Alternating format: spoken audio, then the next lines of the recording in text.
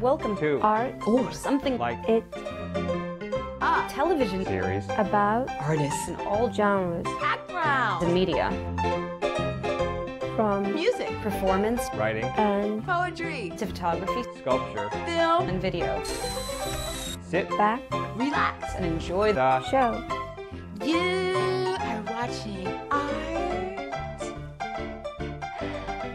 or something like it.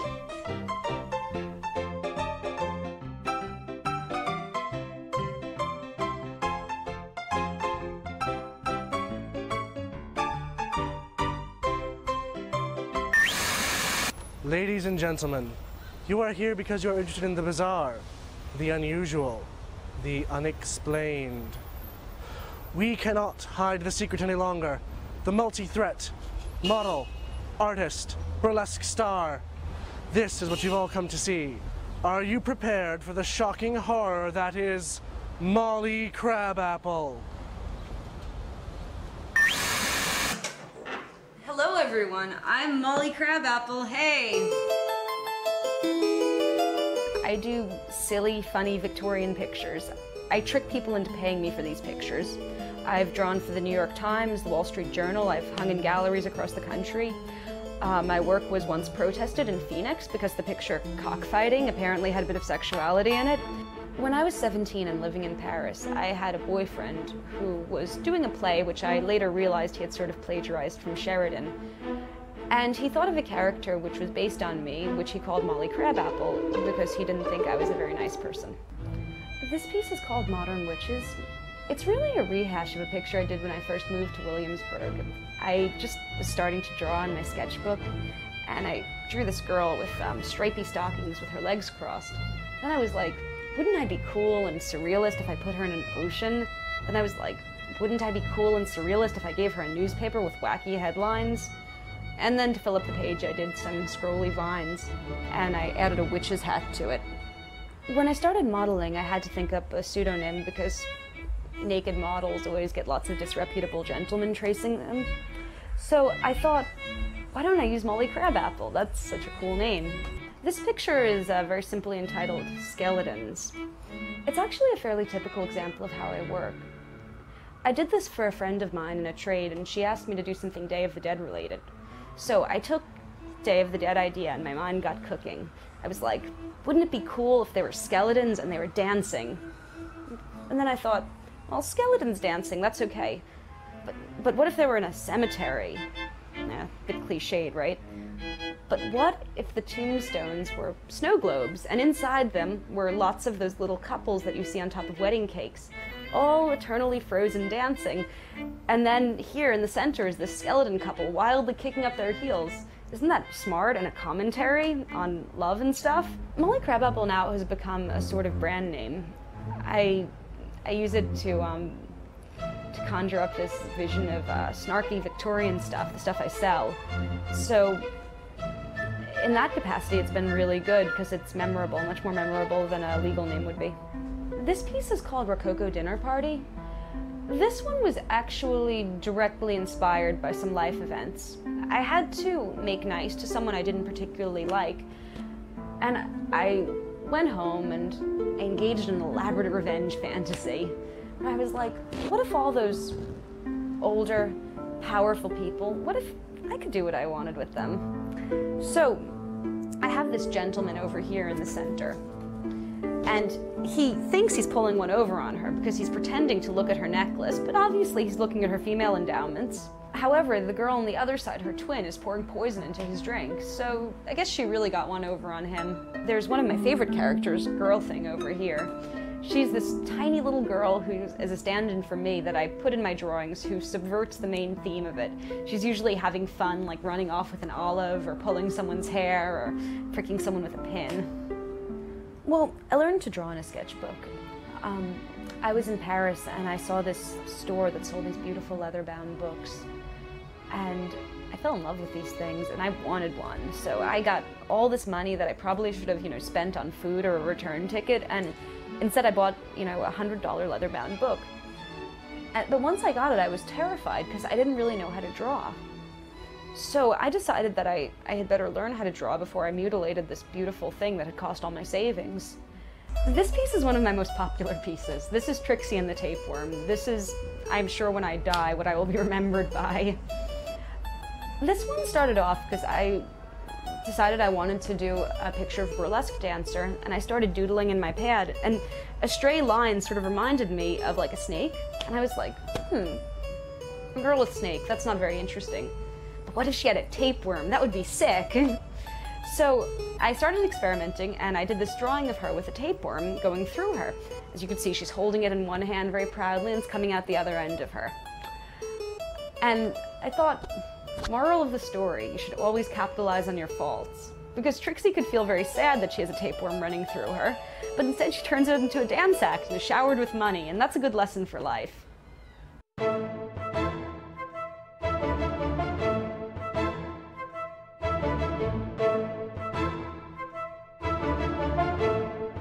This sketchbook was from when I was 17 and I was traveling through Europe. I had endless hours just to like sit in a town square to draw pictures of the houses. This is in Venice, these are masks, little details on the roof. I was living in a bookstore called Shakespeare and Company, where in exchange for working at the till, you could sleep upstairs for free, though it was a bit of a slum. Like, there were about 7 people to a room sometimes in summer. No showers, you had to go to the homeless people's shower. But even so, I was in Paris. I was 17, it was free, it was heaven.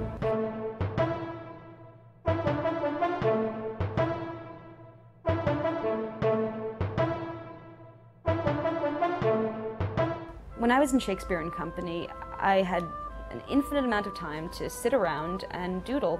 And that's really how I developed my artistic style. Later on, I would travel to Rome and Morocco. I went all the way to the Iranian border in Turkey. And through it all, I kept a sketchbook rather than taking photos. And to this, I credit having many adventures and getting arrested by the Turkish police for being a spy and held for 6 hours, but many adventures otherwise.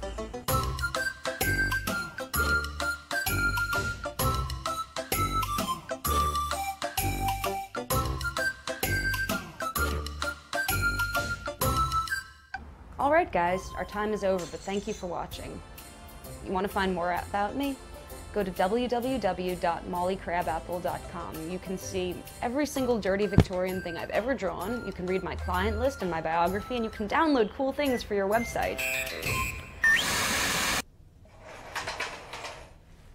Vocal vignette by Adam Matta for Art or Something Like It, Part 1.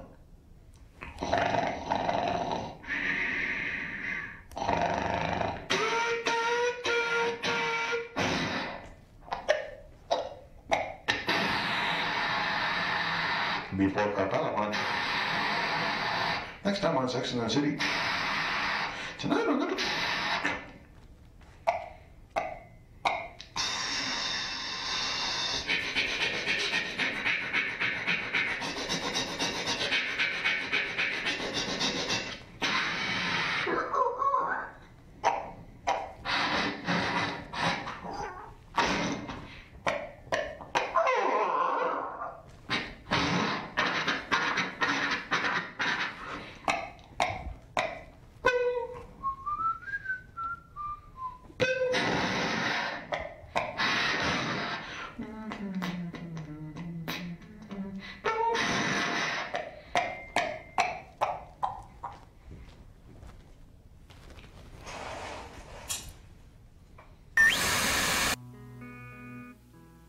Hi, this is Miwa.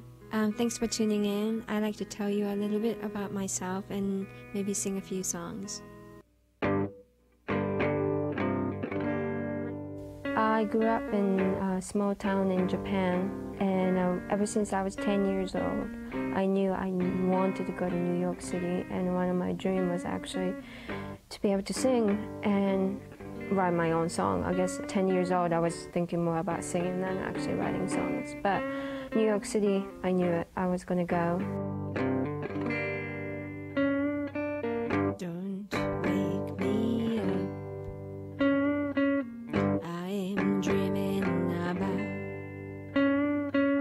a girl in a silver dress, dancing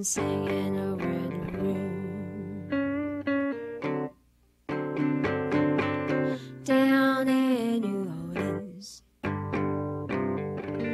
It's very strange to say it, but I never thought that I would be the one that actually be in front of stage trying to get all these people's attention to sing a song. I always loved music, but I always thought I was one of the ones that's in the background. So it took me this long to really realize that that's what I wanted to do. America is such a big country. I always forget that I feel like there's a different music scene all throughout the country. Like New York is difficult, I think, to feel like you belong in a community, even though there's lots of pockets that exist as a music different community, but these pockets don't extend over to the other pockets. So I feel like as a musician, the community is very isolated. Whereas when I actually was in, say, a place like Denver or Boulder, Colorado, the music scene there are so much smaller, but because of that, they seem to support each other much more. And they're supposed to try to be creative together. And there's not much of that whole competing aspect of the music scene that sometimes I feel that exists in New York, like we are fighting for a piece of pie or something.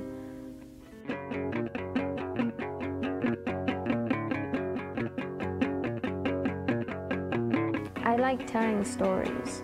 I think I like the old tradition of the troubadours, going from the idea of it, going from town to town, telling stories.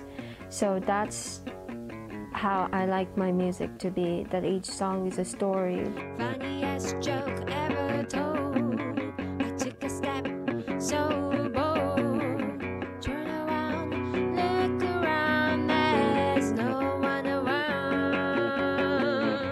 And a Charlie Chaplin broke my heart.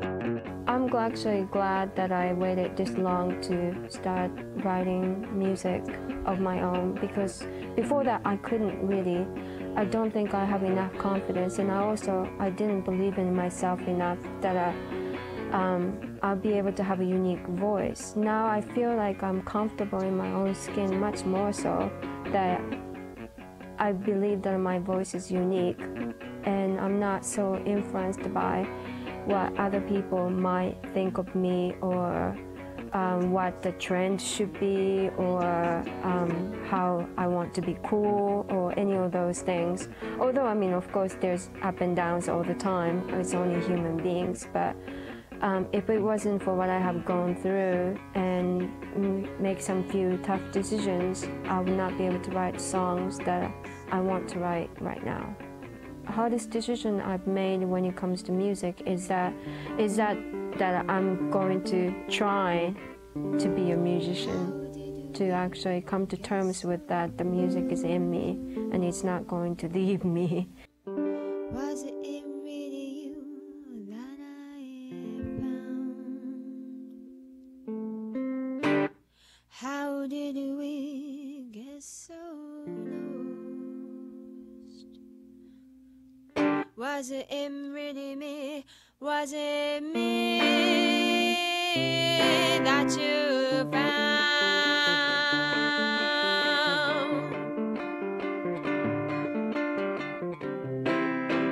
One of my favorite philosophers actually is Miss Marple, which is Agatha Christie's character. She's an old lady who just sits there and knit and talks about the most evil humans, the evilness of the human side, which is really funny. But I'm big fan of Agatha Christie, and that's one of my guilty pleasures. But I learned a lot of personal philosophy from Miss Marple. And if you dream, please just once dream of me.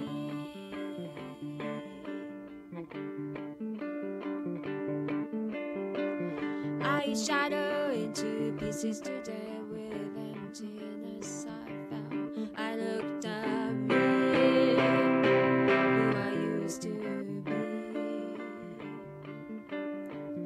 Lord, behold, that's what I saw a tiny hole in shadow.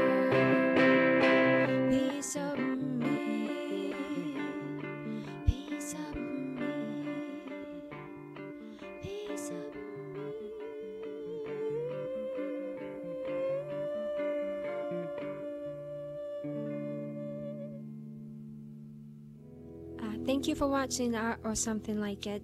If you would like to find out more about me or my company, Sasha, the Porcelain Cat, you can go to miwagemini.com. Thank you.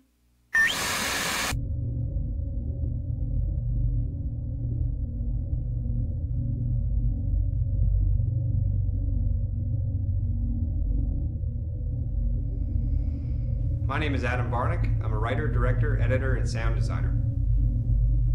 When I was younger, I figured I would have a specific style. I would find this vibe and that I would just completely exploit that in every single film. You'd know immediately it was mine. I think you might thematically, after doing several more films, I don't think they'll necessarily all look the same. But I do tend to place an importance on sound as opposed to dialogue. I tend not to use much. This last film has one line. I've got another one coming up that doesn't have any dialogue at all. So it's definitely more of an importance on image while keeping enough depth in that image that there's a story behind it and it's not just something pretty to look at.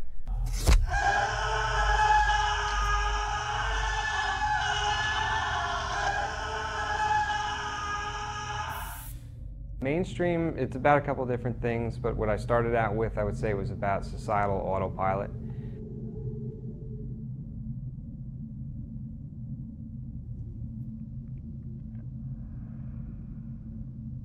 Societal autopilot would be just people going along with a herd, not trying to do their own thing, or just assuming that if someone else says something's impossible, that it is.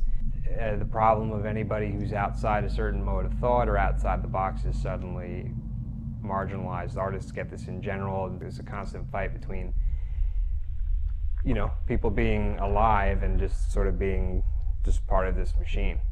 And that's really what I started it with, was kind of seeing a lot of people around me who had just sort of either given up or seemed like they'd had all that energy or that creativity or that vigor or anything that made them unique, just like literally removed over like a period of years, and just like worn down into these half people. And so I kind of wanted to show that process through this weird operation that is the core visuals of mainstream.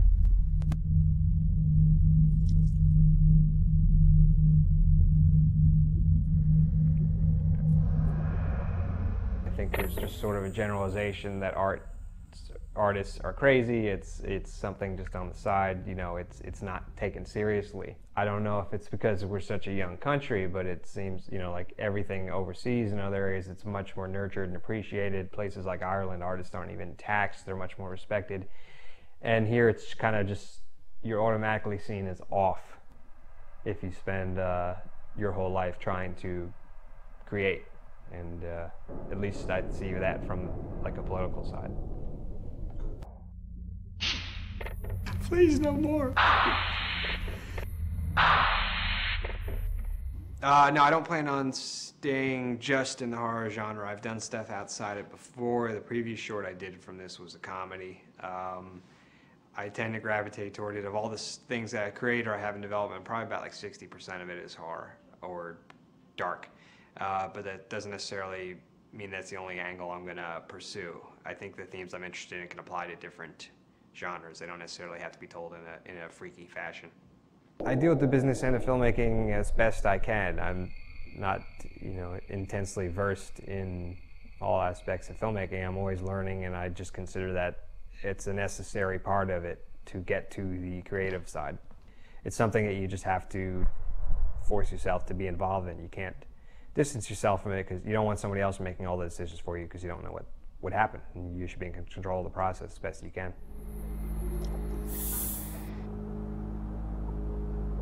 When we did the very first shot of Edmundo, the lead actor, tied up and struggling in the chair, we shot all the void scenes in a kind of like a Grange hall, like a VFW hall that we had access to. We had run to the place for 3 days. And we're doing the first shot, everything's set up, and Edmundo is tied down in this thing and struggling with his shirt off with, you know, 5 guys standing around him, and 3 middle-aged ladies walk in the front door to get a tour of the place. For some reason, the woman who had given us the place forgot to let them know. So, you know, they walk right in and see that, and we quickly escort them out. And I don't know if they had any interesting stories to tell their husbands that day, but they never really found out the context of the piece. We just chased them off set.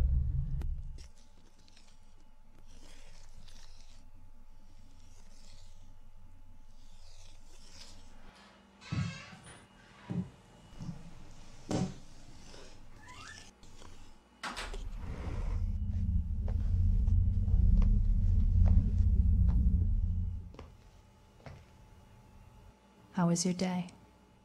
I got locked in a dark room and experimented on. Symbolically. How was yours? Let's go this way and talk more about me. Thanks for watching Art or Something Like It and my segment in it. If you want to know more, go to www.adambarnick.com. Or to learn more specifically about Mainstream, go to www.mainstreamthemovie.com. And tune in for my webcast, where I'll show you what's underneath this oppressive suit. You fools! Don't you understand? It matters not what you believe. People believe the moon is made of green cheese. Well, it isn't. Believe in nothing. Jihad Jerry. Hi, I'm Kanene. I'm an actress and a writer and a producer of my own one-woman show called Sitchaassdown. My show is fueled by my mechanism of theater called shock and awe with a political aftertaste, which means that I try my very best to take a political stance, but not a preachy stance, so I do it via satire. For example, I'll be in blackface, and as I'm in blackface, I'll perform as buckwheat and have like multimedia visual images in the back, just to create the surreality of what it is to be black, what it is to be black in the media, and how the media portrays black people. My show, Sitchaassdown, is a collage, a multimedia collage of characters who are all on their soapbox. They have some form of issue with a very coarse and stagnant reality, which they either try to perforate or just totally and completely dissect in order to live in the space that they have themselves created. Whether that be, like I said, buckwheat who knows that the insults hurt them, but instead want to live in this ha ha ha type of space. Whether it be my homeless character who understands that she's homeless, but at the same time knows that the people who have things aren't necessarily as happy as they seem, and the things that they need, she might have. Like, people need extension cords. She just happens to have an extension cord. People might be cold. She happens to have a trench coat. But people would still malign her because she doesn't have a home. So all of the characters are yearning for some type of peace of mind. And they usually go about it in self-destructive ways to come across their, what I like to call their final solutions to things. So they're characters that are in my show. They're very much so a part of me. For example, buckwheat really touches me. It's very visceral to me. Because in high school, it was kind of weird. Kids would say racial insults to me, and I didn't really understand what they were because I wasn't raised African American. I was raised Trinidadian and Jamaican. So if kids came up to me and said, yeah, you're gonna go eat watermelon today? And I'd be like, no, I don't like watermelon. I don't like any melon. I don't like cantaloupe either. I like citrus fruits, like oranges. And I didn't really understand how hurtful they were to me, or how, I can't even think of the word right now, like how they really were trying to malign me based on what they thought I was, because I didn't think of myself as African American. So I didn't eat fried chicken. I ate curry goat. So every time they'd say fried chicken and watermelon, fried chicken and watermelon, I just look at them like, what are you talking about? So in my piece, buckwheat, it's called committing the black on black crime called blackface, whereby people think I'm funny now, and it's because I had to guard myself in being humorous to protect me from being insulted all the time. And now, without further ado, the moment we've all been waiting for. Holly Hibiscus Elderflower, aka Spiritual Airhead, doing her piece called Free Your Mind through the release of your bowels. Eradication of IBS. People suffer from this hideous disease, and most people, they don't even know it. But I sensed it. I smelled it. I heard it. And it needs to end. It's not a disease of the mind. It's not a disease of the heart. It's a disease of the colon. Irritable bowel syndrome. Oh my God, no, yeah, no, yeah. It's very sad. Because once you're constipated, you gravitate towards negative things, negative thought concepts, negative behavioral patterns. Let's take it from the top. Why don't we? Let's take it from the mind. When you suffer from irritable bowel syndrome, what's going on in your mind? What are you thinking about? I hate my life. I hate it. I hate it. I hate it. Right? Very sad. No. Yeah. No. Yeah. But I have the key, the password, the unlimited Metro card, the keyword, all of that. I have it, guys. And it's called Metamucil Meditations or anal lobotomies. Yeah, man. Yeah. Just think of all of the energies that you will release once you release your colon. It's a problem in this country. We like to hoard onto things.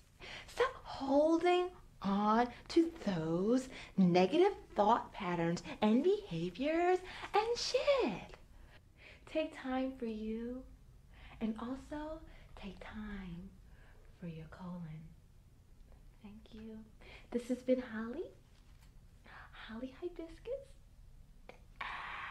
and this has also been released to peace.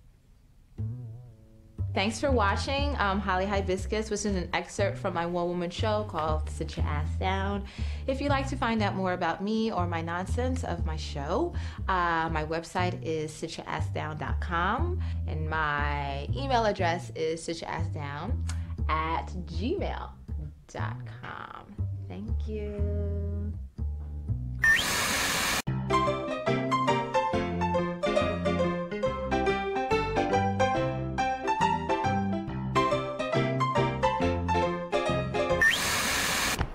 Thank you. Thank you. Art or something like it. Oh!